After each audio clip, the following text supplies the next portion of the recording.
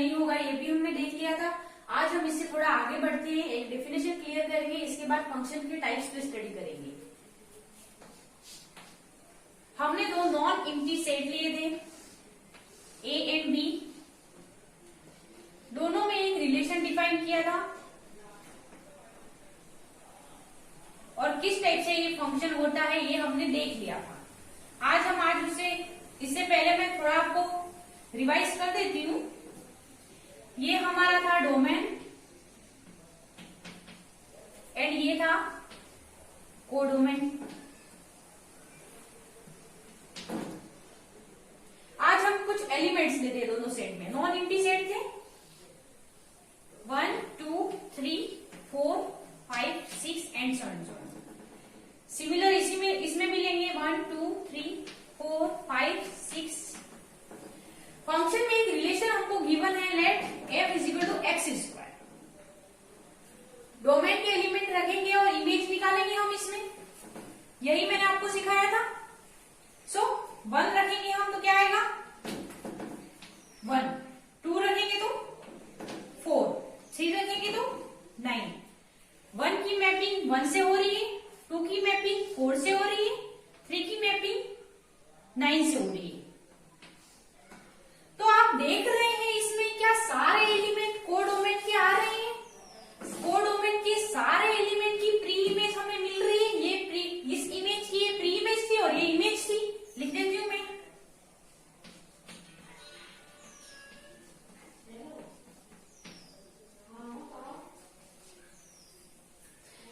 तो क्या सारे एलिमेंट आ रहे हैं कोडोमेन के? नहीं आ रहे, कुछ एलिमेंट्स छूट रहे हैं क्योंकि हमारा रिलेशन क्या है स्क्वायर है, तो सारे एलिमेंट आएंगे ही नहीं। तब इस कंडीशन में अगर जिन एलिमेंट्स की हमें इमेज मिल रही है, हम उसका अगर एक सेट लें, 1 की मिल रही है 1, 2 की मिल रही है 4, 3 की मिल रही है 9, इस टाइप से, तो बीच इसमें क्या छूट रहा है 3। इस टाइप से कुछ एलिमेंट इसमें छूट जाएंगे, कोडोमेन के सारे एलिमेंट्स नहीं आएंगे, तो इन एलिमेंट का सेट्स कहलाता है रेंज। तो रेंज की डेफिनेशन आपको याद करने की जरूरत नहीं है, डिफाइन हो गया। कोडोमेन के वे एलिमेंट जिनकी हमें प्री इमेज मिल रही है, उन एलिमेंट का सेट कहलाता है रेंज। तो रेंज जो है, कोई भी सेट होता है एक बड़ा, इसमें से अगर अपन कुछ एलिमेंट्स निकाल लेते हैं तो वो इसका क्या कहलाता है। जैसे ये 1 से लेकर कोई सेट है और उसमें से कुछ सेलेक्टेड एलिमेंट निकाल लिए, हमने छोटा सेट निकाल लिया, तो क्या होता है B is a subset of A कह सकते हैं हमने, क्योंकि A में से एलिमेंट्स निकाले। सिमिलर हम क्या कर रहे हैं, रेंज के जो एलिमेंट है वो कोडोमेन में से निकाल रहे हैं, तो range is a subset of codomain.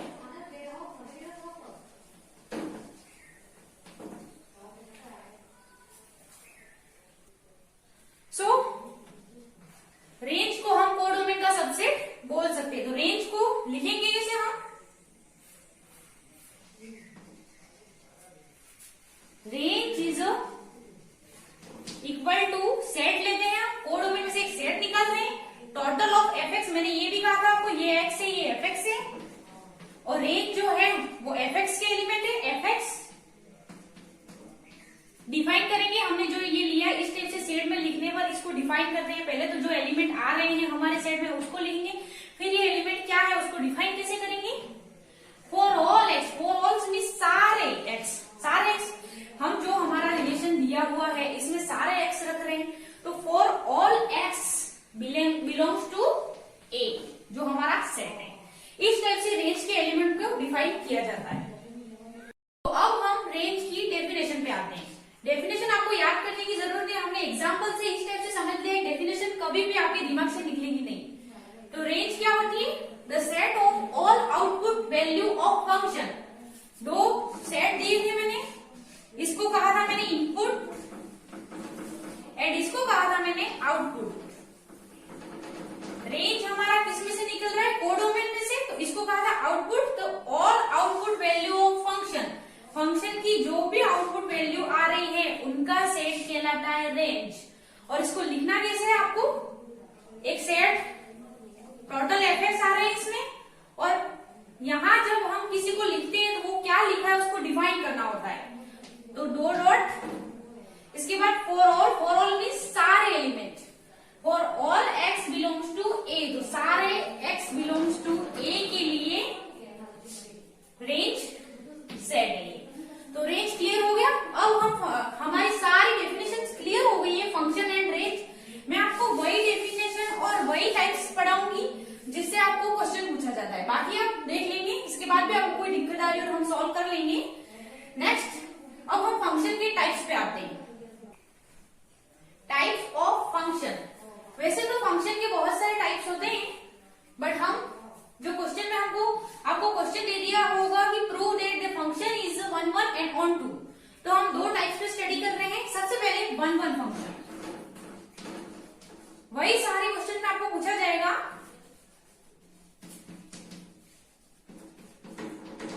And second onto function.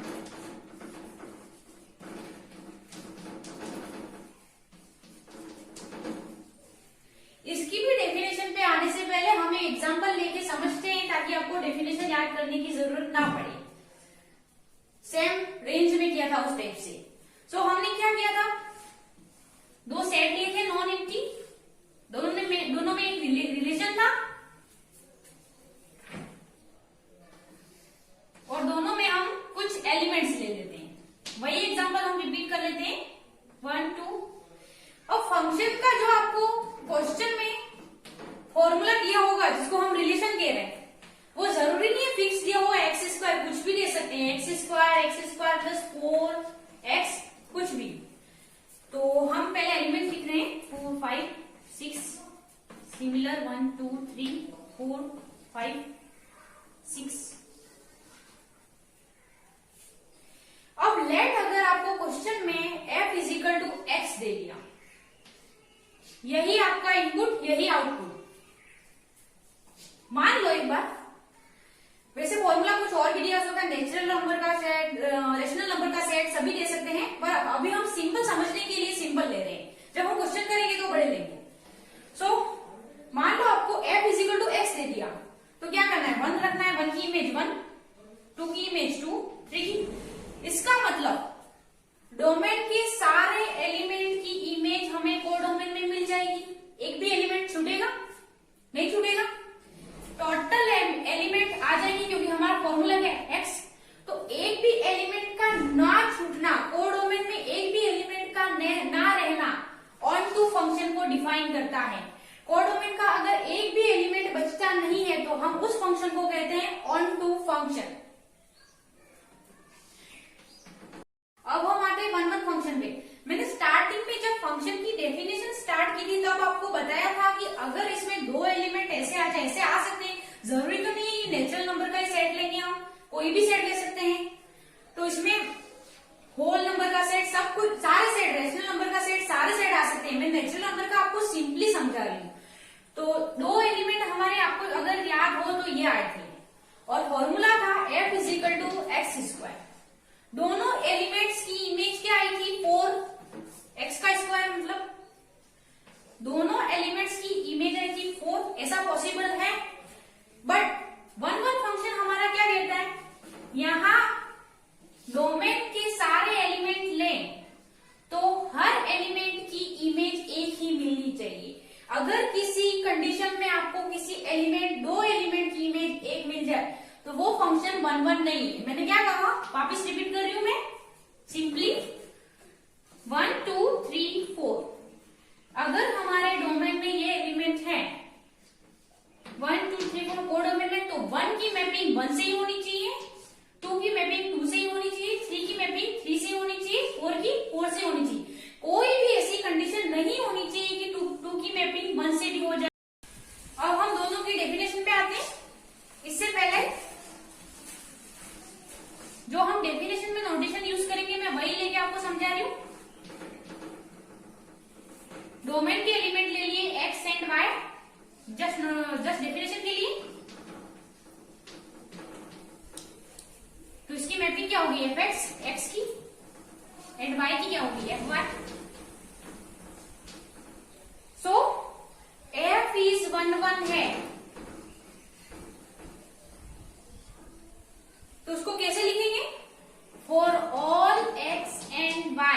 Belongs to ए, ये सेट ए, ये set B, for all means domain के सारे element X and Y belongs to A, X is not is equal to Y, ये condition है, X और Y equal नहीं होने चाहिए। X for all X and Y belongs to A के लिए हमें ये क्वेश्चन में प्रूव करना पड़ेगा, इसलिए आप इस पे ज्यादा ध्यान दें। F x is equal to F y अगर हम लें, इसमें भी f x is not is equal to F y, f x f y के इक्वल नहीं होना चाहिए। दो एलिमेंट, डोमेन के एलिमेंट, कोडोमेन के एलिमेंट, हमें वन वन प्रूव करना है। तो अगर हम f x is equal to F y को लेके चलें तो x is equal to y आना चाहिए, तब ये फंक्शन कहलाएगा वन वन। क्योंकि मैंने आपको वो एग्जांपल दिया था 2 and -2, तो ये x है ये y, दोनों की इमेज एक ही मिल रही है, इसका मतलब क्या हो जाएगा, इसका मतलब इसके दो एलिमेंट की इमेज एक ही मिल रही है, तो ये वन वन नहीं होगा। तो हमें किसी फंक्शन को वन वन प्रूव करने के लिए अगर इसके दो एलिमेंट इक्वल नहीं है, f x is not is equal to F y है, तो x भी नॉट इक्वल टू y होना चाहिए, क्योंकि एफ एक्स की प्री इमेज x है एंड एफ वाई की प्री इमेज y है। इन दोनों इमेज इक्वल नहीं होंगी, तो एक का रिलेशन एक से होगा। सिंपली अगर हम लैंग्वेज में भी या किसी एक छोटे से एग्जाम्पल को लेके भी इसको समझने की कोशिश करें तो आपको बहुत इजीली समझ में आ रहा होगा। आपको दो कोडोमेन के एलिमेंट लेने हैं, आपको जो क्वेश्चन में फॉर्मूला दिया होगा उसको अप्लाई करना है दोनों के लिए। अगर दोनों के लिए f x is equal to F y के लिए x is equal to y आपको मिल जाता है तो ये फंक्शन वन वन है। अब हम आते हैं ऑन टू पे।